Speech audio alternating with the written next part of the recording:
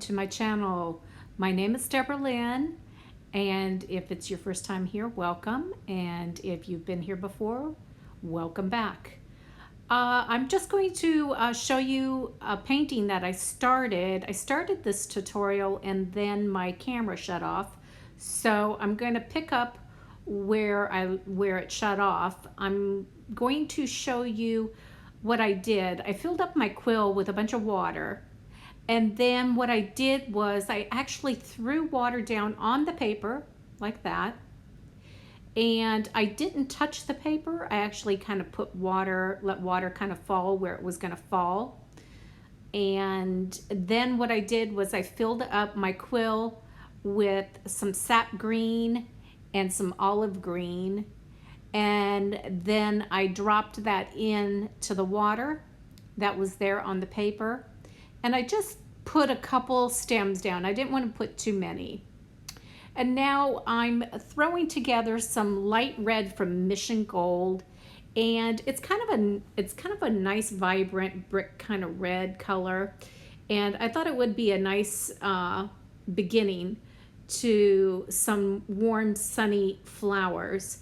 And these will be very abstract. I'm not sure what they are. At one point I think they're poppies, but you know, they're abstract. They are what they are. There's no specific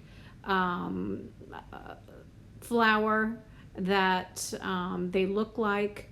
They're just abstract. So what I'm doing is I put that paint down. Now I'm going in with my quill. I've got my quill nice and clean. I make sure my water is very clean when I do this.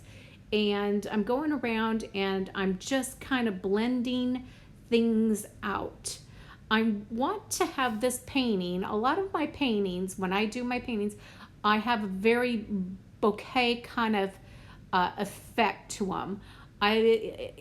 Just like in photography, that bokeh effect where everything is kind of blurry, and then sometimes you'll see all kinds of like spots all over the painting or the picture. The same thing I'm doing with my art. I have a tendency to blur everything out, but I also want to put spots in it. So you'll see that progress as I move forward with this painting. So I went around and I kind of blurred everything out along the edges. I didn't hit all the edges, I hit just some of the edges.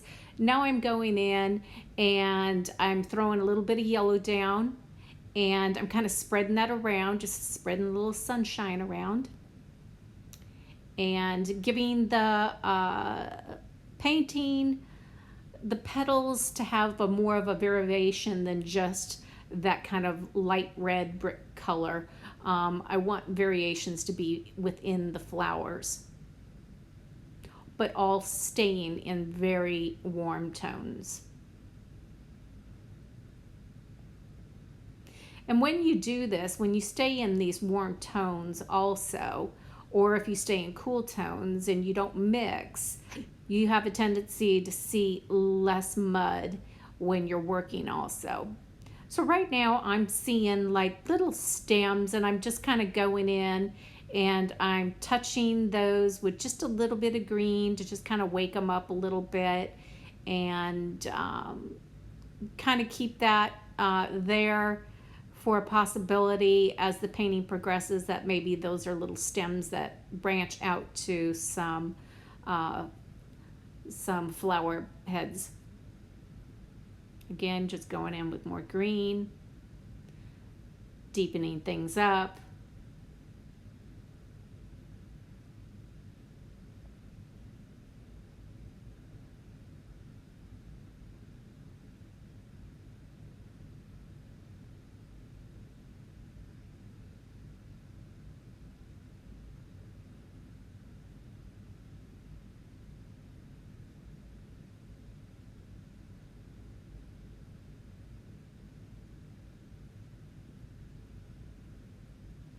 Now, when you're doing a painting like this, you're definitely going to need to use 100% cotton paper. If you use anything other than that, you're not going to get the same effect. You're just going to have puddles all over your paper because there's just a tremendous amount of water. So I advise to definitely use 100% cotton paper. Sorry about that, Bing. My phone just had some kind of notification that came in while I was recording. How convenient, right? It was actually Kelly Girl Upcycle that is going live. I don't know if you've ever watched Kelly. She's an artist herself. And I was in her group a long time ago, maybe about 3 years ago. And she had told everybody, now you guys, you need to go out there, you need to do Facebook Lives, and you need to get out there and promote yourself. And you know what? I thought, you know what? I'm not going to do a Facebook Live. I'm just going to go out there with my art, and I'm going to go straight to YouTube. And I did. And if it wasn't for Kelly from Girl Upcycle, I wouldn't probably be on YouTube. So kudos to Kelly. And if you're out there and you like somebody that paints furniture and also does paintings of, I think she does a lot of acrylics, you'd love her. She's a lot of fun and she's super sweet. She's on Facebook and YouTube. Okay, so back to the painting. Getting in, I'm getting a little bit more focused here right now, and I'm just kind of zeroing in on stem placement. That doesn't last for long because, you know, my thoughts are, oh, okay, let me start building something here. But then the paint starts happening some more and things just kind of evolve. Like I like to always say is my approach to painting is a little bit different. Some people will sit down, look at a picture, paint what they see. They're very methodical. They're very focused. They want everything to look just like the picture. And they take their watercolor and they take it on a journey. I, on the other hand, I like to fly by the seat of my pants and just go with the flow, as you might say. And I have a tendency not to be able to just do that. I'm more prone to painting from my imagination instead of from images or even panera. Is that how you say it? Where you go outside and paint. I just like to just sit in my studio and just pull stuff from my imagination.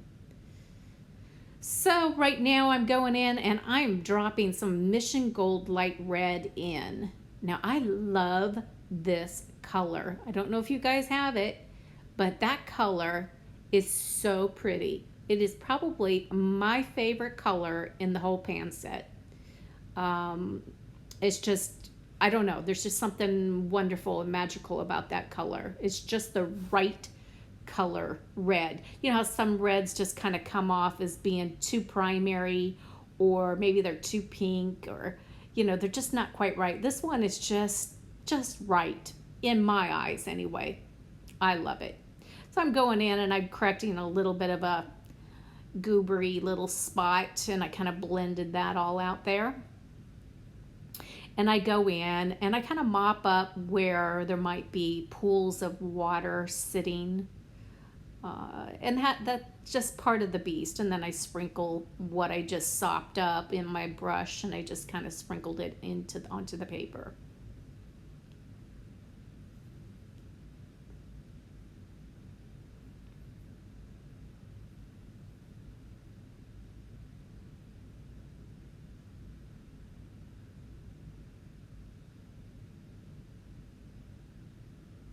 And now I'm getting some lemon yellow, and I really want to brighten up this painting. Like, it isn't bright enough. I'm just going to take it to the next level. Why not, right? So here I go. I have a tendency to always do this. I guess it's just my aesthetic. I like to bring the light in from the top right and have it shine down to the bottom left. So that's how I'm kind of doing this. I'm bringing that yellow in and kind of, I just make it go from top right to bottom left. And I always have a tendency to kind of keep one section of the painting pretty much blank. See that bottom right, how it's very white? I don't know why I do that as an artist. I guess it's just who I am as I evolve as a artist.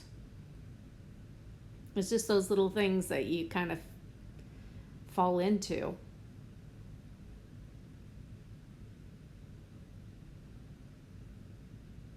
And now I'm going in with that light red, and I'm just keep dropping more of that pigment in, just intensifying the red. And this red, I get a little bit crazy with it, but I'm able to calm it down as I progress in the painting. You'll see me get a little nutty with it, and that's okay, because we all have those moments where like we kind of get to the mode of like frustration.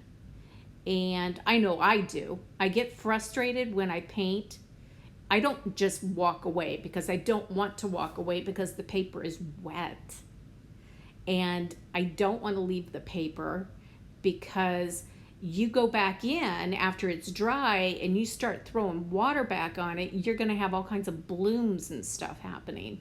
So I have to stay there with the paper while it's wet. I have to continue painting as it's wet, and it's really ticking me off because something's not working. And when something's not working, I get a little freaked out and I do stupid things like throw a big blob of red down, and then I have to figure out, okay, I hate that.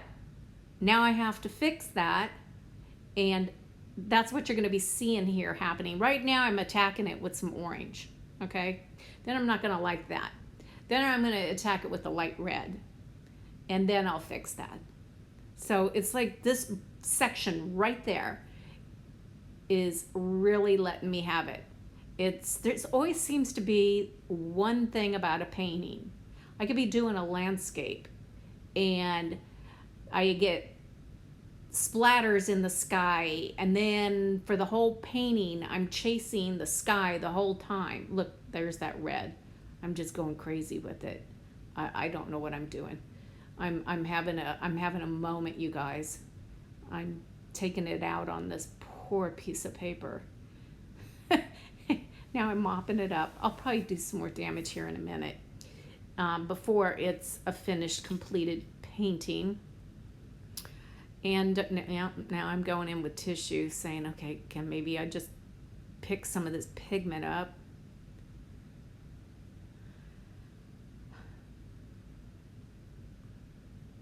And I'm just putting some yellow in because I was kind of blotting a lot of it out, so therefore I had to put some more back in.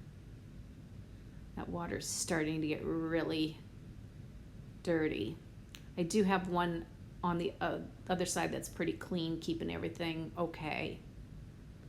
But if your water starts getting really dirty, it definitely pays to stop and go change it out. Now I filled up my quill with some Dr. P.H. Martin's Bleed Proof White. I'm blotting up all the puddles right now because I do not want this P.H. Martin to go down with big puddles, because then it just starts oozing all over and it just gets out of control, and it doesn't sometimes look so great. So this is that bokeh effect that's happening. Okay, so we have the blurriness kind of happening, but when I throw that bleed proof white down and I have that quill so full of water and just a little bit of that bleed proof white is in there, and then throw that on the paper, it have these big white blooms of white, and it gives it the bokeh effect, which I think is just so beautiful. And at this point in my art, it is definitely my aesthetic. And now I'm throwing in some splatters of yellow.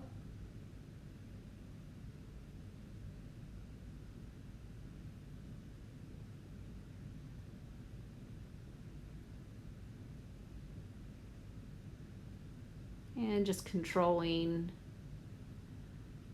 the ton of water that is actually on this paper.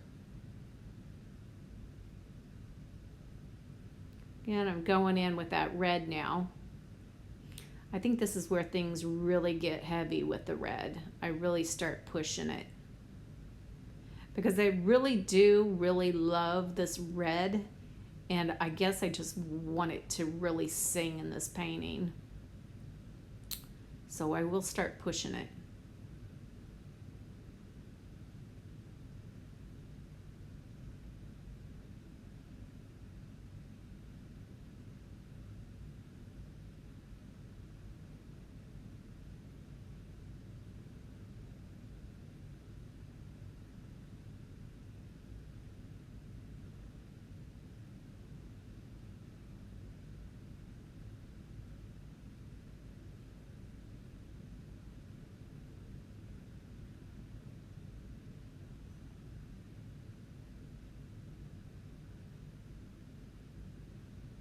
When you do this, you got to work pretty fast.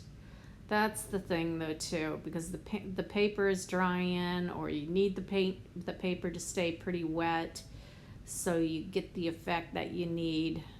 You know, you got to be pretty quick at reacting and knowing what to look for. I guess for some, they get frustrated that it's hard for them to do some of these tutorials.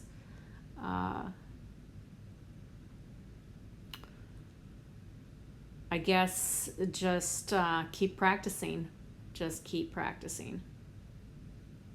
And you know what? Your paintings may never look like mine, but I hope that you're able to at least pick up a couple tips and create your own unique aesthetic.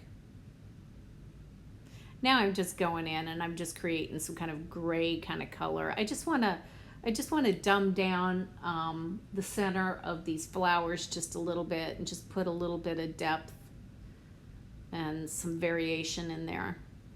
Not much, just a little bit, just playing around.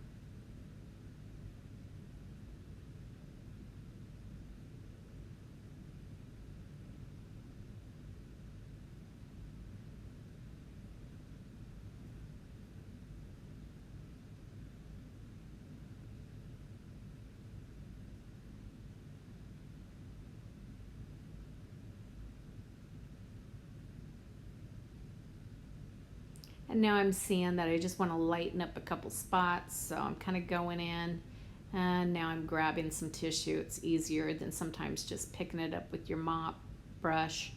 Sometimes it's just as easy just to grab a tissue and blot it out.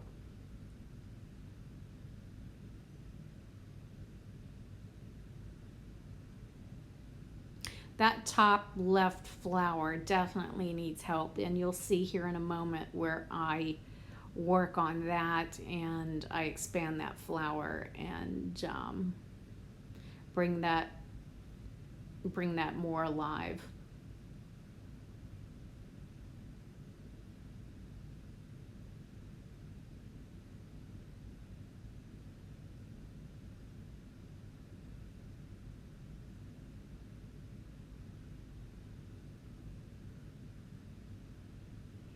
Now I'm going in, and I think I've got some sap green. I'm not sure what color I picked there, but I just kind of filled up the tip of my twig that I have here that I pulled out of my hedges, and I'm just kind of scratching in some shapes just to give it some visual interest. It's kind of gives it, I don't know, it just gives it a cool effect. But those right there, of course, I went into that section. See, I'm so weird. I like that section to be a little bit more clean right there. And the minute I saw something encroaching in on it, I freaked out. So I'm kind of clearing that section back out a little bit.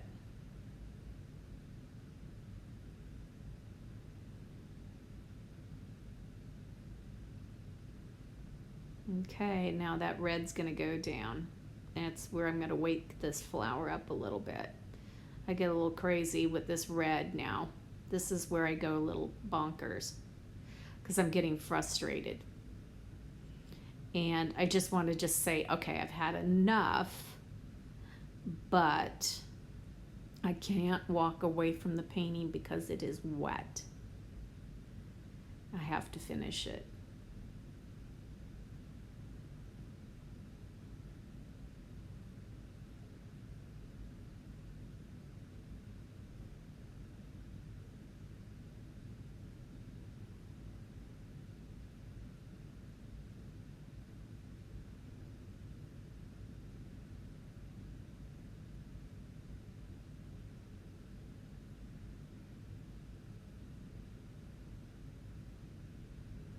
There I go crazy. There it is. That's where I'm like, ugh. Blot it. Freaking out. Oh God, what did I do?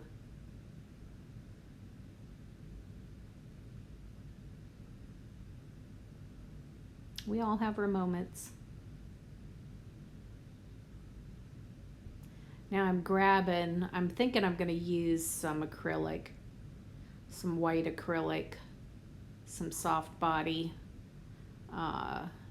Liquitex there, which you can do instead of using the bleed proof white. But I tell you, if I threw that on there right now as it's wet, it's going to do something really crazy. It would just, as soon as that white would fall with that acrylic, it would literally push the other colors away.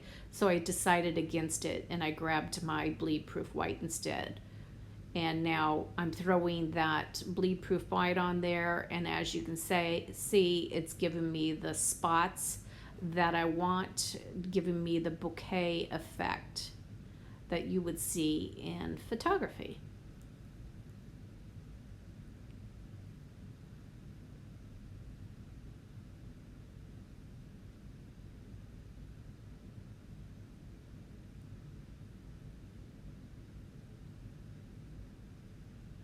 And now I am signing my name, and then I decide, wait, let me just put the year on there too, because I'm buying all kinds of antique artwork right now from other artists from years and years ago, and boy, it's hard to research some of these people without the proper information on them. So now I'm trying to at least put my date on there, and my back of my paintings from now on, I am going to be writing my name on there and everything, so there's never a question of whose painting is it.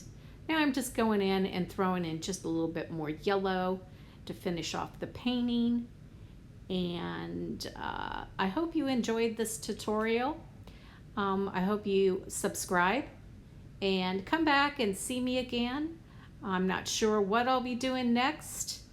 I always just fly by the seat of my pants. Whatever I'm in the mood for, that's what I'm going to work on. In the meantime, be safe, be well, and God bless.